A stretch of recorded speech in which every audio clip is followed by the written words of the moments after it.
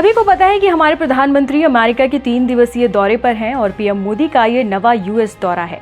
इस बीच अमेरिका की चर्चा काफी तेजी से हो रही है और चुनावी माहौल के बीच पीएम मोदी का ये दौरा यूएस इलेक्शंस के दोनों उम्मीदवार यानी कि ट्रंप और कमला हैरिस के लिए जरूरी दिख रहा है, क्योंकि अमेरिका में 50 लाख भारतीय हैं और वोट बैंक मजबूत करने के लिए दोनों ही उम्मीदवार पीएम मोदी से मिलने के लिए आतुर बैठे हैं।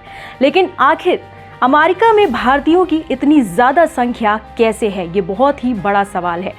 नमस्कार, मैं हूं अनुषी गुप्ता और आप देख रहे हैं एनडीटीवी इंडिया। तो चलिए इस वीडियो में आज हम आपको कुछ पॉइंट्स के जरिए बताएंगे कि ऐसी क्या वजह है कि भारतीय अमेरिका नहीं छोड़ना चाहते और वो अमेरिका में ही सेटल्ड क्यों हो गए हैं। सिर्फ भारत ही नहीं, ऐसे बहुत से देश हैं जिनके लोग अमेरिका में जाकर सेटल्ड हो गए हैं। तो सबसे पहला पॉइंट है better salary in America. Normally अगर देखा जाए तो इंडिया के कंपैरिजन अमेरिका में सैलरी ज़्यादा अच्छी है लोगों की। ये ऑब्वियस है क्योंकि वहाँ के खर्चे ज़्यादा हैं और वहाँ के खर्चे के हिसाब से जो पैसा है वो भी ज़्यादा है।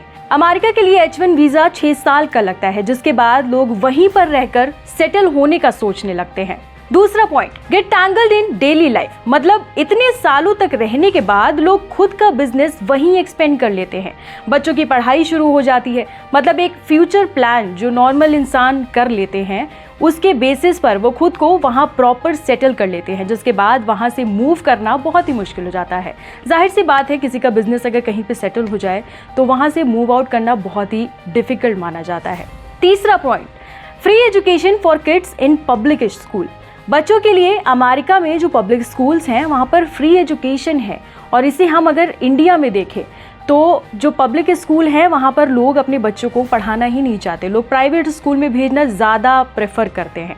इसकी वजह ये है कि इंडिया में जो प्राइवेट स्कूल हैं उसके कंपैरिजन में अगर पब्लिक स्कूल देखे जाए तो उसमें जो व्यवस्थाएं हैं और जो पब्लिक स्कूल की क्वालिटी है, जो वहाँ की चीज़ें हैं, वो बहुत ही उतनी अच्छी नहीं है जितनी प्राइवेट स्कूल में एक स्टूडेंट को मिल जाती है। और ऐसा अमेरिका में नहीं है। वहाँ के पब्लिक स्कूल बहुत ही अच्छे हैं, वहाँ की जो एजुकेशन पॉलिसी है वो बहुत अच्छी है पब्लिक स्कूल्स के लिए। तो ज़्यादातर अगर देखा जाए तो अमेरिका में जो लोग हैं वो अपने बच्चों को पब्लिक स्कूल में ही भेजना प्रेफर करते हैं in comparison to private school.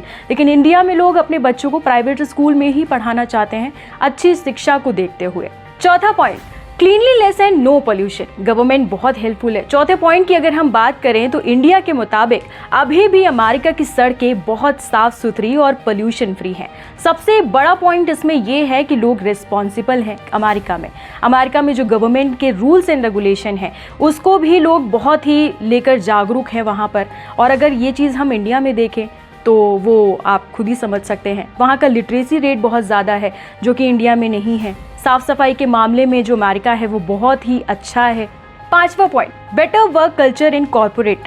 पांचवें पॉइंट में अगर हम बात करें वर्क कल्चर की तो इंडिया के मुकाबले अमेरिका में कॉर्पोरेट सेक्टर में जो वर्क कल्चर है वो ज़्यादा बेहतर है, ये वहाँ के एम्प्लॉयज़ का मानना है।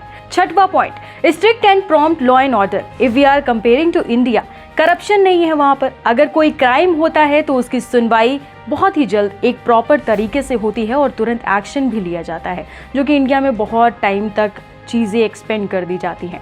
हेल्थ की अगर बात करें तो अमेरिका में हेल्थ सिस्टम जो है बेहतर और अत्याधुनिक है, सुविधाओं से लैस है। और अगर अन्य देशों से अमेरिकन हेल्थ सिस्टम की तुलना की जाए तो अमेरिका में 1000 की जनसंख्या पर डॉक्टर और बेड की व्यवस्था काफ़ी अच्छी है। ये सब प्राइमरी रीजन है जो लोगों को अपनी लाइफ में चाहिए ही होते हैं और इसी के लिए शायद अमेरिका के लिए लोग पलायन कर रहे हैं। इस वीडियो में फिलहाल इतना ही। बाकी देश दुनिया की तमाम खबरों के लिए आप देखते रहिए एनडीटीवी इंडिया। नमस्कार।